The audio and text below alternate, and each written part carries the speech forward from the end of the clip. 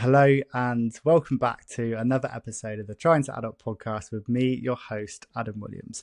Today, I'm joined by the wonderful Mia Collins. And Mia, I would say, is a true inspiration for anyone that refuses to settle for an average life. And in this conversation, we kind of dive into the importance of doing hard things and how you can build resilience and discipline through action. We talk about how grief and hardships can actually be a massive fuel for motivation. We speak about how embracing discomfort and feelings leads to personal growth.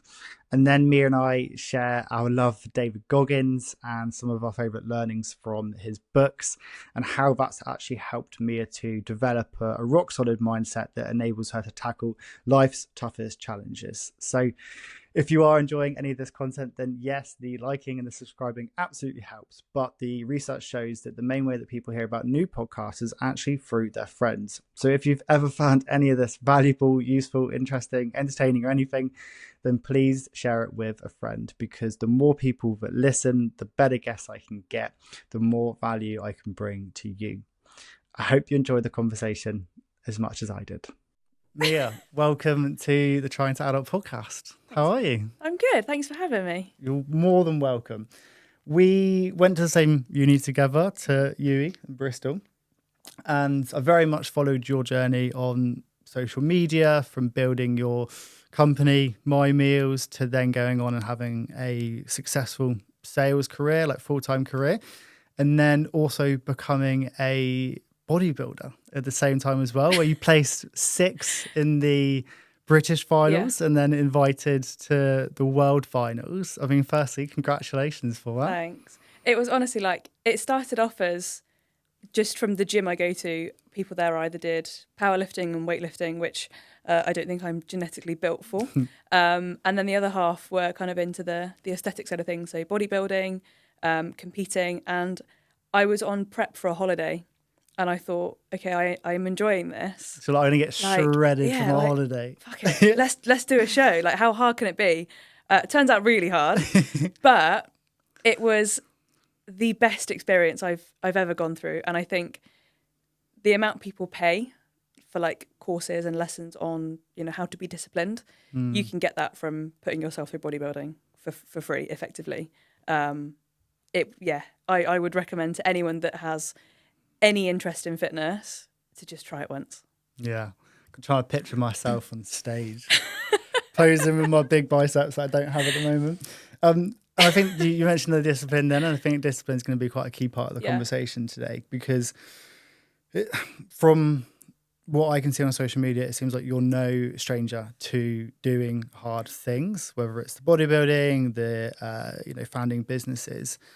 And those things take a lot of effort, a lot of discipline, a lot of pushing yourself out of like your comfort zone and all those things. Why do you think it's so important for people to actually push themselves to do hard things? I think for me, the biggest thing I'm scared of is looking back and thinking I've wasted time and looking at my life thinking I could have done more. So like my best friends will vouch for this. I'm guilty of doing too much, to the point where, it's not sustainable, but I can do it for longer stints every time. So I'm kind of training myself to do more harder things for extended periods. And at one point that will just become the norm. So for me, if I look back and I think, I've wasted X amount of time, that gets to me more than going through a difficult period of working hard, late night, struggle, stress. What do you mean by having a feeling that you're wasting time? I just don't, life is so short, and wasting it scares me. Like, I want to make sure that I look back and there's something poignant in every year that I've done. So like whether that be setting up MiMeals, competing, moving to London, like graduating, I want there to always be something in my year that is like the pinnacle point. And like this year it was moving to London, and I just wish I did it sooner. I think moving here opens up so many doors, and you're around people like, living in Bristol yourself for a bit as well. Bristol's great, but you can max it out and like you can hit capacity there. And moving here, you're around people that have had the same experiences. They're in their own different regions and stuff. So you've got the best of the best here.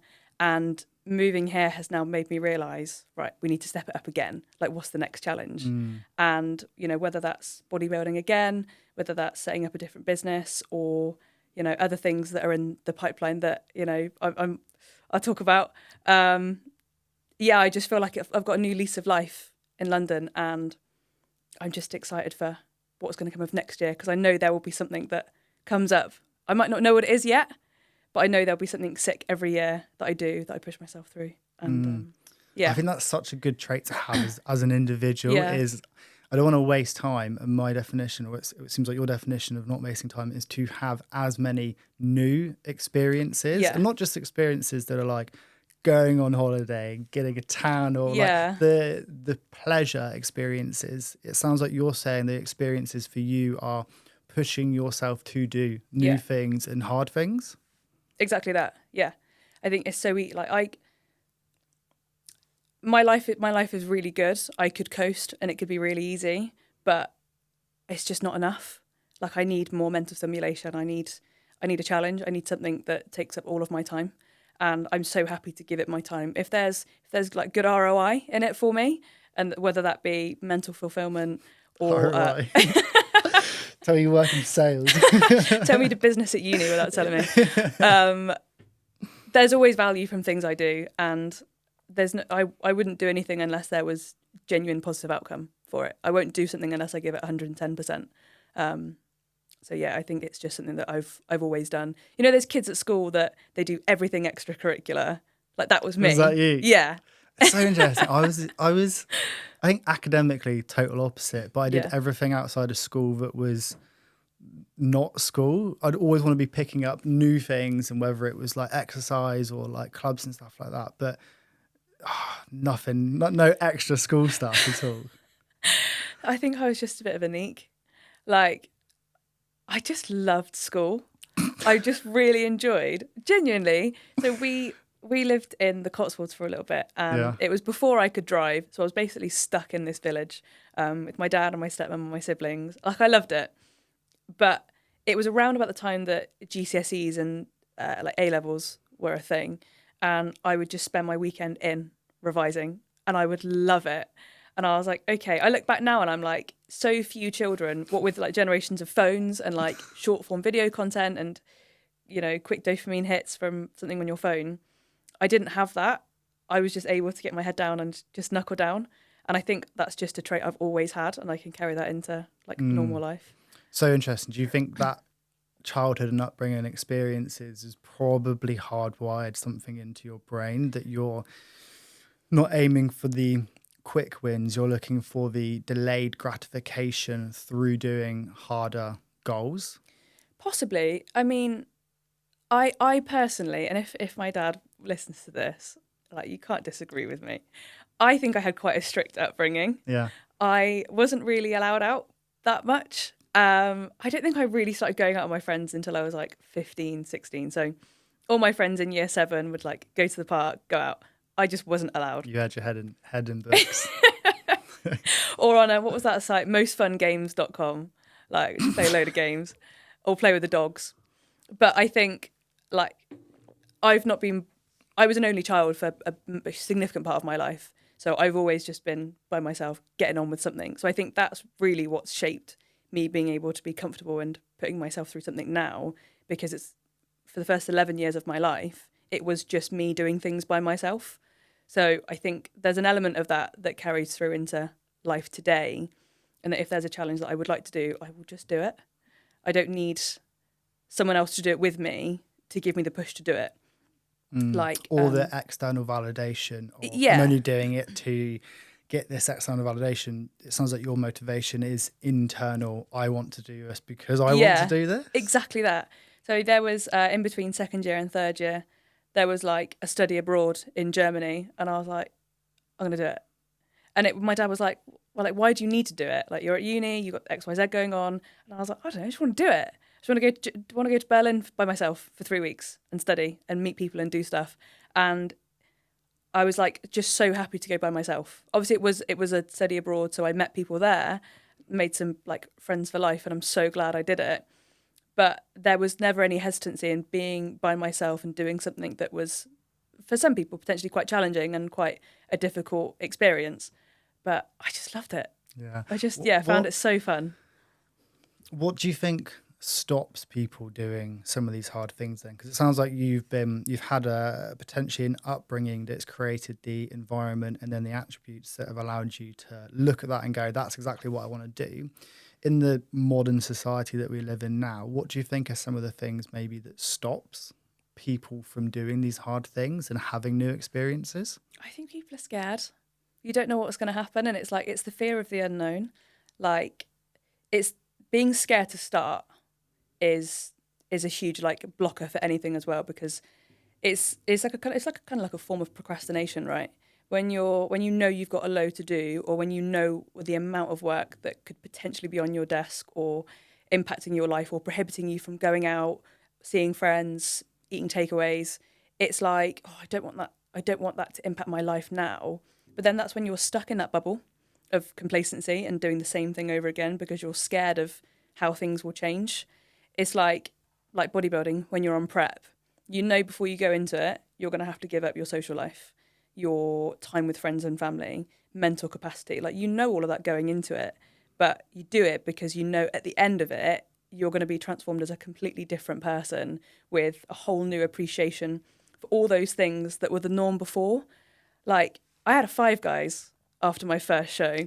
How good did that taste? Oh my God. It was like the best thing I've ever eaten in my life. And Five Guys is good anyway, but I had a whole new appreciation for this burger.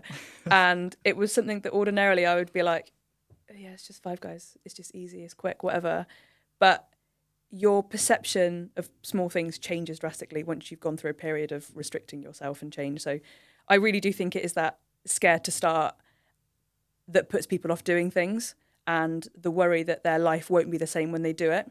That's the best thing. Like, that is the best result, is that you've done something new, you've changed your life, and you have a new perception on what was the norm previously. Like, that's how you appreciate things, right? And I think that this goes back to like the delayed gratification idea as well. And I think going back to the fear of failure, I think the biggest thing, not even fear of failure, but the fear of starting, the idea around the procrastination. Most procrastination happens because of the fear of the unknown. Yeah. And you don't, and it's whenever you're trying to do a thing, of course there's going to be lots of unknowns, but you have to start doing the thing to then work out, okay, what are the actual unknowns? How do I actually identify what some of these things are? And in my experience, as soon as I've started doing something and you remove some of the unknowns and they become the knowns, that fear of starting starts to dissolve almost. Is that something that you've experienced?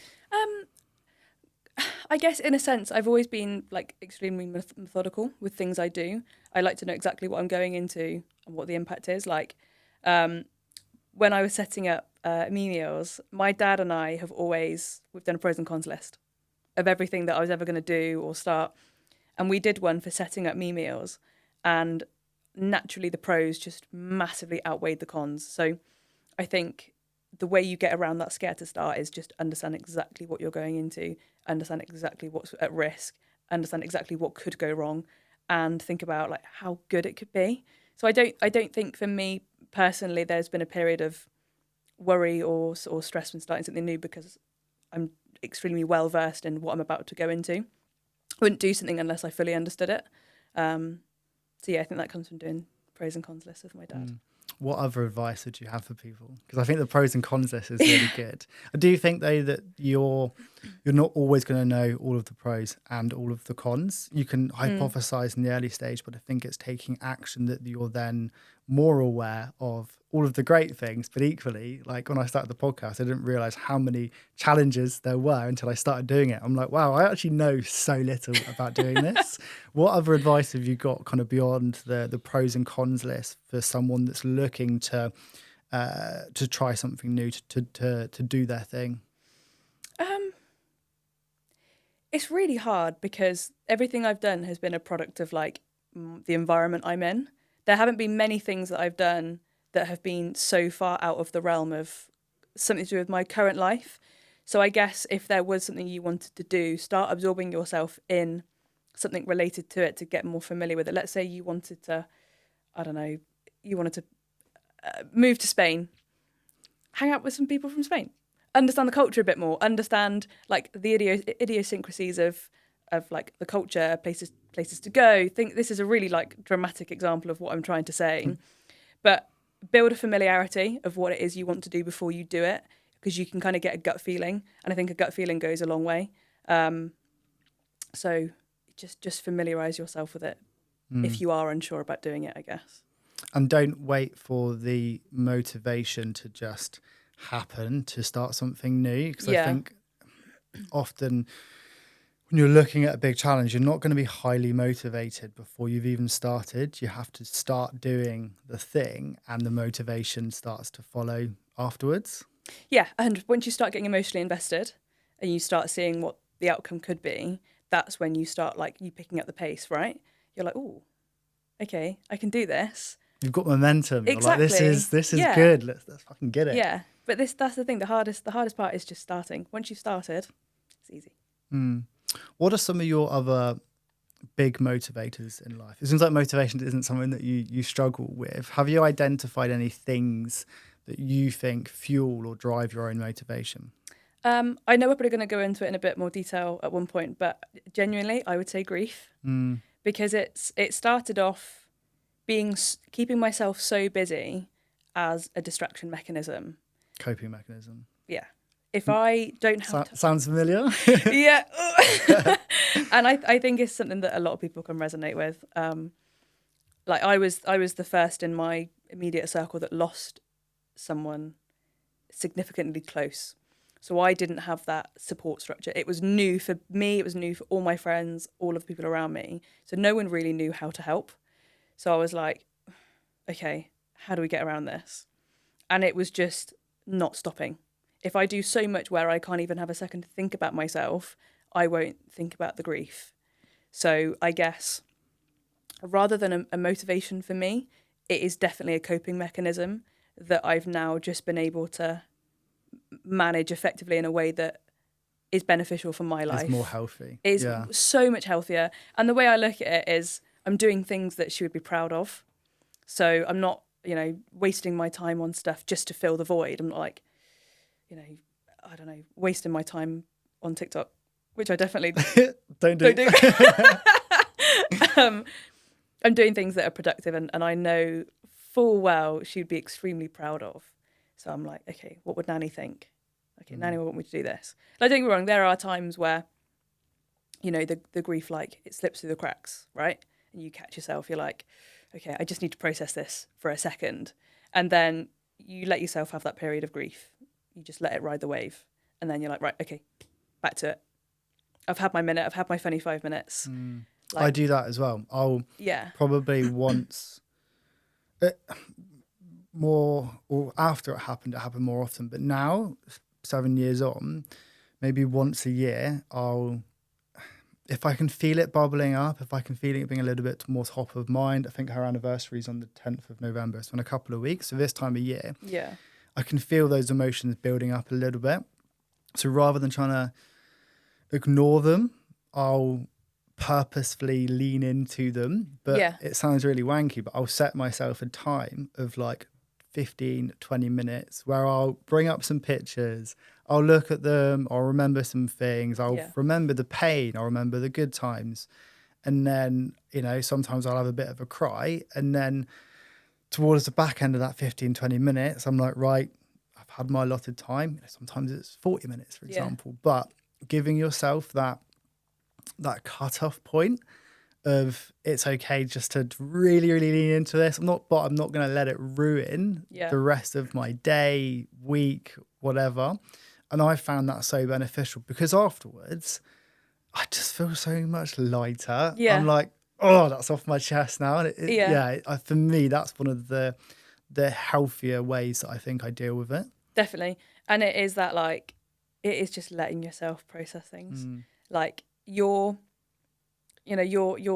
saw your story on Instagram yesterday. Like, you're just you're busier than most. And I think letting yourself have that time is really important because there's only so long you can ignore it. There's only so long you can let it bubble away. Like, you just have to sometimes just give into it. Like grief is such a funny thing. It's so stupid because it doesn't have any like rhyme or reason for coming up. It's just out of nowhere, unless you've got, you know, like a poignant date like anniversaries, birthdays. It's when your phone shows you random pictures from your album. It kills me. It's when one of them pops up and I'm like, motherfucker. Yeah. It's just, grief's one of those things. But I don't know what your support structure was like when it happened, but I think we might have been a similar age. I was 19. I was 19. What was her name? Lynn. Lynn. So basically, my family structure is my parents aren't together.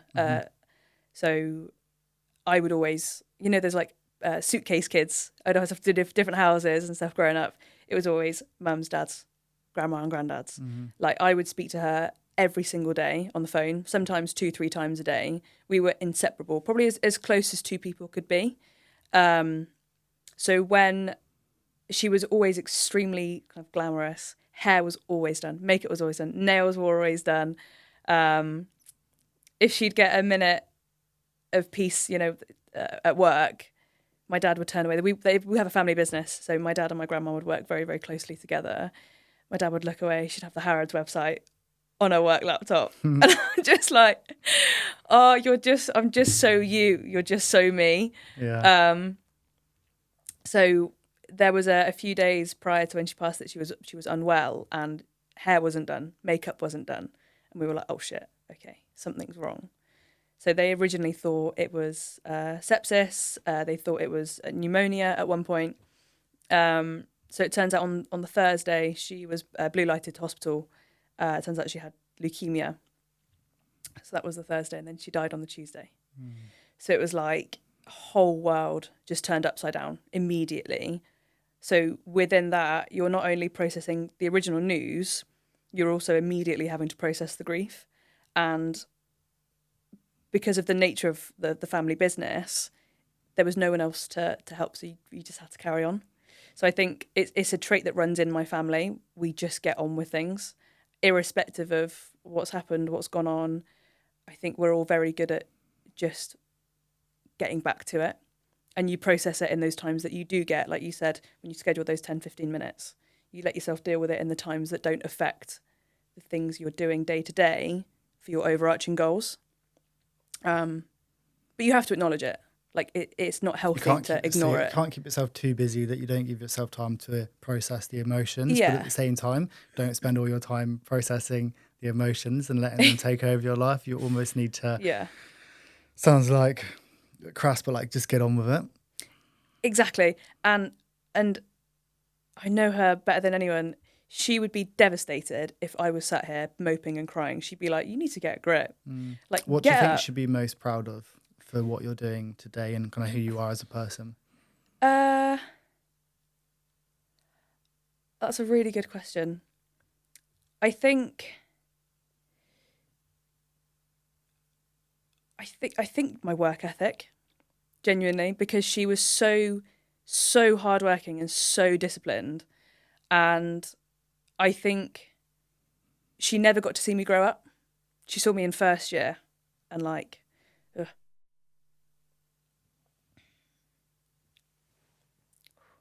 Don't cry. Crying's good, man. No, it's fine. Crying's good. Yeah, I think she'd just be proud of what like I've done. Like I don't think there's like a single thing. I think it would be like the whole product. Like I'm not finished. There's so much more I'm going to do and I want to do. Never finished. That she would be really, really proud of and she'd be so excited about. But yeah, I know that she sees it. Like, you know that they see everything, obviously. I think, yeah, she just never got to see me as an adult. And I think she'd just be really proud of like what I've been able to do. She'd be jealous that I live in London and I could go to Harrods whenever I want. But she would have found an excuse to come up every weekend and see me. So, yeah, I think she'd just be proud of what I am now. And are you proud of yourself as well? Do you know what? It's taken a long time, but yeah. And there's a really fine line between being proud and being big-headed and like an egotistical. I think my validation now comes from myself. So I sometimes have to check myself and make sure if I'm doing something, it comes, or I'm talking about something, it comes across in a way that's like, there's not that air of arrogance behind it. It's authentic. Yeah. When I know I want to be different to everyone and I want to do more than the average person, and like I will continue to do that. But what I'm not, I'm not going to try and hide things I achieve for sake of someone that doesn't do anything, make them feel better, if that makes sense. But yeah, I think you can go two ways of grief. You can either let it take over your life in the worst way possible, or you can use it as a fuel to get you to where you want to be, and you use the pain to take you to the next step. Use the pain as purpose. Exactly that. Because it can genuinely become the biggest driver. And the last couple of years, I almost forgot that I could use it as a driver. Yeah. Because I didn't want to be, I was like, 7 years ago, like, why are you still dwelling on it? But I didn't want to, I don't know, I felt weird reminding myself of it to then use it as motivation. But the last couple of months doing the podcast, I've almost used it on like a weekly basis. Yeah. And it's really weird. It's almost like a gift, like a hidden superpower, like a secret weapon I can whip out. And I'm like, when things are tough, I'm like, hang on a sec. I've got this thing that I can now use that drives me. I'm thinking about getting some, I didn't get many pictures of my mum. I think just we didn't really have like good cameras back when I was 19, although I'm not allowed. But I'm trying to, I asked my family just to collect all of the photos we do, because I want to like print one off. It sounds cliche, but put it on my desk. So when I'm like working hard, I can look at the image and be like, yeah, come on. Need that reminder. Use that motivation. Yeah, I get that. And it's nice to have that little bit of like that constant reminder. Just have it, A, to know she's there. B, it's that fuel. And you're right, it is like a superpower. It's like a really shit superpower, but it is, because I don't know many people that have that same kind of fuel and purpose like we would as people who have experienced grief. And I think it is incredibly painful, but you and I are clearly similar in the sense we use it as fuel and we use it as motivation. And yeah, I think that's the best way of dealing with it. Obviously, it's not necessarily within your control how you respond to the grief. And like it's not the same for everyone. So I have huge empathy for people that can't get past that, and they can't get past the sadness and the coping, because... But it is possible. It is possible. And I think that's the light at the end of the tunnel if you are experiencing grief and going through a hard time.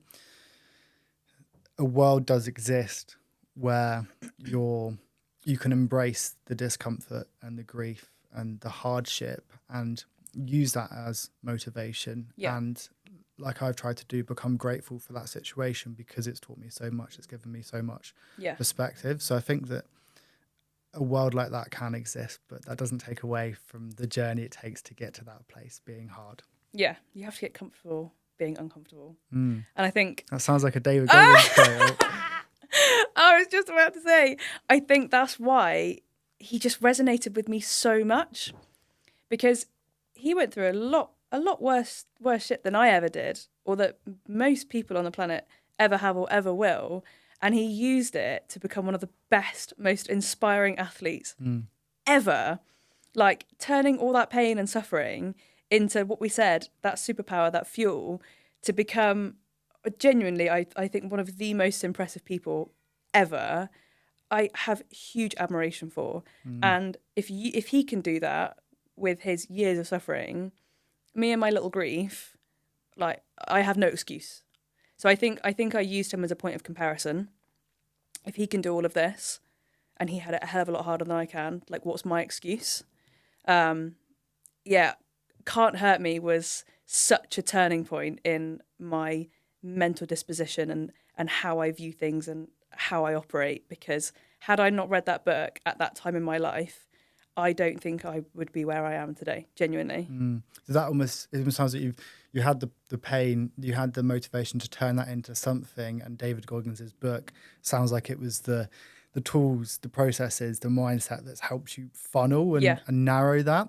And we've actually got quite a few quotes that we've both collected from these books, haven't we? Because we've got Can't Hurt Me, which was 2018 and then Never Finished in 2022.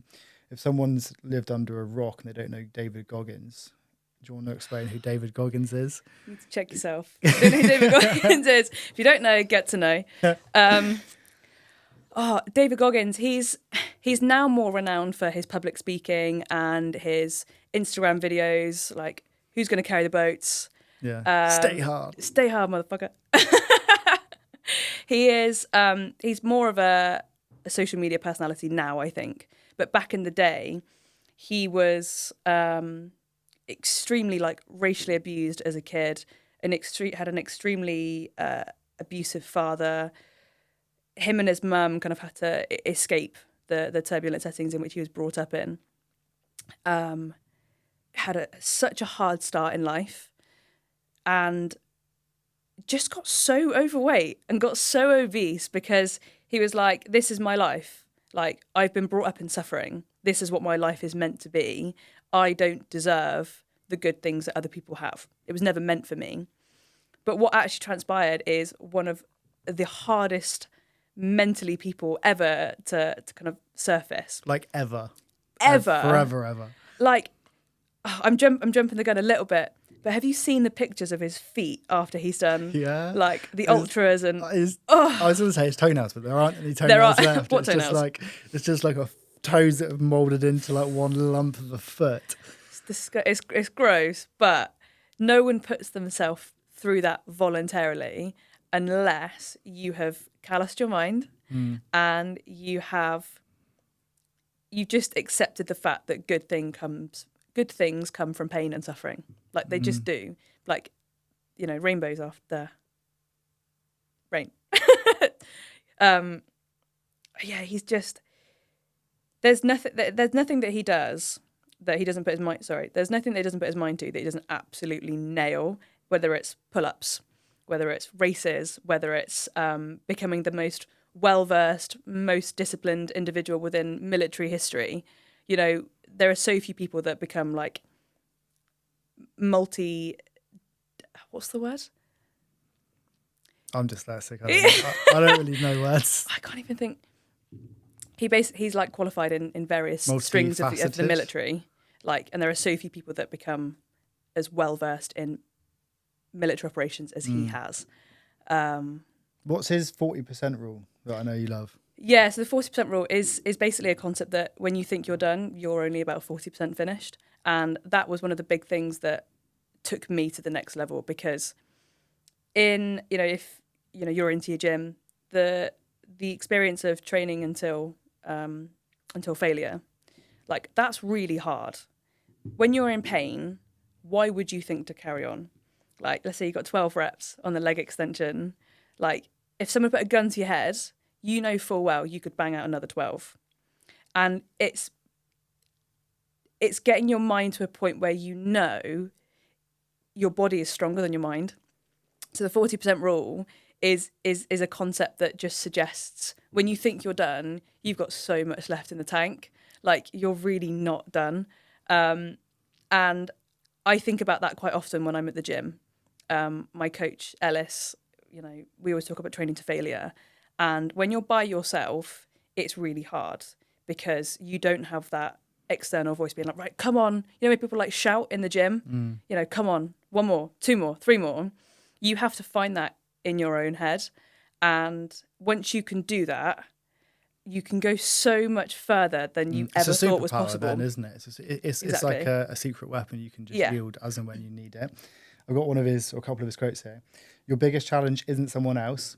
It's the ache in your lungs and the burning in your legs and the voice inside you that yells can't. But you don't listen. You push harder.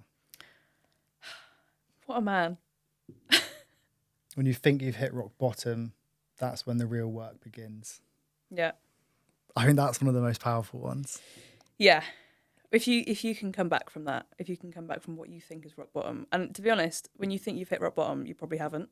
There's probably so much further and deeper that you can get, because all you have is a point of comparison in life, right? If how I feel today is the worst I've ever felt, like, best believe it's probably going to feel worse at one point in life. But if you can rebuild from that, you can handle a lot more shit later down the line in a much better way than you ever thought you could. You have to practice coming back from a dark place, because all it takes is one bad day for you to think your life's ruined. But if you can pull yourself out of the darkness, you can pull yourself out of the struggle and the sadness and the grief. Like, I really do think you can do anything, because managing your mind is so hard. And that's why people pay so much money for quick fix courses on, how to become disciplined, how to build mental resilience. Whereas if you go through something that is a genuine, awful experience, like grief, like prep, bodybuilding, that is an awful experience. But if you can put yourself through it, it is invaluable for the rest of your life, and like, you'll never forget it. And that's essentially just doing hard things, isn't it? I had Colin in this room yesterday, a guy called Colin Campbell, that hosts a podcast, and he was saying that we're talking about like being your best self. And I said, why is it actually important to try and even become your best self? And he just said, happiness is in the progress. Like, happiness isn't the outcome or the end goal. Happiness is like just the journey and the progress of doing something.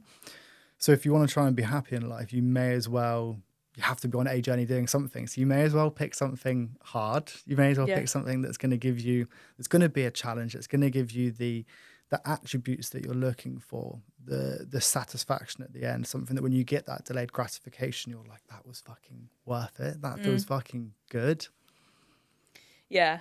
And that's why I can't recommend bodybuilding to anyone who even has a remote interest in fitness. Even if you think, I like going to hit lessons twice a week, do a bodybuilding show.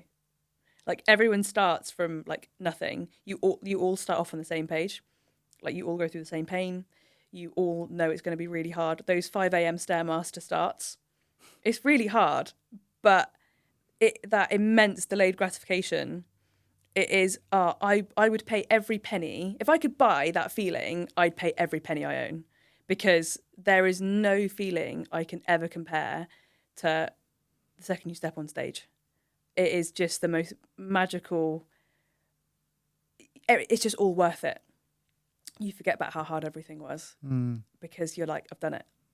Okay, this is the product of all that hard work, all those tears, all those early starts, all those days of like brain fog and fatigue and restricting myself. Like, it all came down to this moment, and it was worth every second. Like, you'll never regret doing the hard thing. Like, you'll only regret like not doing it.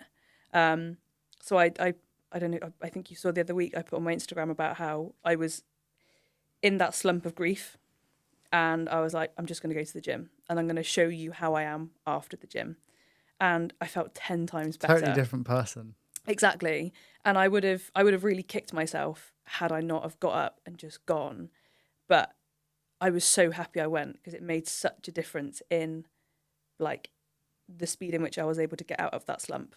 I think it was a few days I was down in the dumps, and I'd put off training. I probably wasn't eating right. And all it took was just one gym session. And I was like, right, I'm back. I'm back, baby. I'm back, baby. Back, baby. I've never regretted going to the gym, but I've always regretted the times when I've not gone to the gym. And it's so simple, isn't it? And it is, I'm struggling at the moment. I mentioned before, like, got multiple injuries, haven't been able to go to the gym or do any exercise for like 6 weeks now. And I miss not only the pump and the feeling you get after, going to the gym or whatever and progressing towards something, but the mental clarity and my mood and all of these things where I used exercise as a almost guaranteed tool to make myself feel good. If I had to get up and I'd do a podcast or got a big presentation at work, like if I'm going to the gym in the morning, I know that before the gym I'm going to be tired and I'm going to be thinking, fuck, it's raining, it's cold outside, I don't want to go. After the gym, I'm like, let's fucking get this thing. Like it's let's go. That equation is so simple for me, and I appreciate that may be different for others. And I can only confirm that more now that I'm not allowed to go to the gym and I'm missing it so much. And I think it just goes back to the point, like, if you are struggling or feeling down, like, just the action of getting up and doing something, going to the gym, getting the endorphins going, like, it does solve a lot of problems, doesn't it? I'm not saying that's going to solve everyone's problem, but it does. It solves the immediate problem. And I think the mind follows the body. So if your body's, a lot of the hormones and chemicals in a state where the dopamine, oxytocin, and serotonin aren't high, you're going to feel bad. But if you can do exercise and you're going to elevate a lot of those hormones, and then the mind follows the body. Yeah. It sounds simple, doesn't it? And the thing is, like, most people nowadays be like, oh, when they start work, oh, I'm really tired. Just be more tired. Go to the gym. Like, if you're already going to be tired, just make yourself a little bit more tired. Like, because you're already going to want a coffee. You're already going to be like, just be a bit more tired. And you feel great for it. And then you'll sleep so much better that night. Yeah. Because you're a little bit more tired. And you can walk into work like McGregor being like, oh, I was up at 5, I went to the gym. Like, what did you do? Like, slept in, actually. Yeah. I haven't got bags under my eyes like you do. But yeah, you just go up. Just do it. Mia, I've enjoyed today's conversation. I don't know how that time's gone so quickly, actually. If people want to follow your journey, and I really recommend them following you on socials and seeing your very authentic reflection of both your life, but also your journey into business and the bodybuilding and stuff as well, where should you send people? That's a good question. So probably Instagram for now. There's a couple of things in the pipeline for next year, so everything will be on my Instagram in time. I've got a fitness page, which has started to encompass more other than physical in-person kind of gym life. Like I said, I do really think it'd be ignorant if I didn't talk about mental health. Like, I did a video the other day about hair care. Great. Yeah. I think I just want an honest page that encompasses how you can look after yourself in various different areas. Literally yesterday I saw that video because and I always watch your little, I mean, you call them like rambles on your stories. Little yaps. And I was like, oh, like Mia's put up another one. You know, can't wait to watch this one. Starts talking about hair growth strategies. And I was like, great. Still watched it though, didn't I? But it was, I just want to be honest. I don't want, you know, I'm guilty of, you know, seeing a page and thinking, oh my God, their life looks perfect. I would hate for someone to see mine and think, oh, everything's perfect. I'm happy to talk about grief. Like I said in there, I pull my hair out when I'm stressed. I'm happy to talk about that. Same. I was really stressed one day. Yeah. But yeah, I've taken up golf as well. You know, if you want to watch me take a couple of really bad shots, then she's really good. I'm 6 weeks in. Like, allow me. But yeah, I'd probably say Instagram for now. Nice. And I'll drop that in the show notes. Mia, thank you so much for coming on. Thanks for having me. I've enjoyed it. Yeah. That was really fun.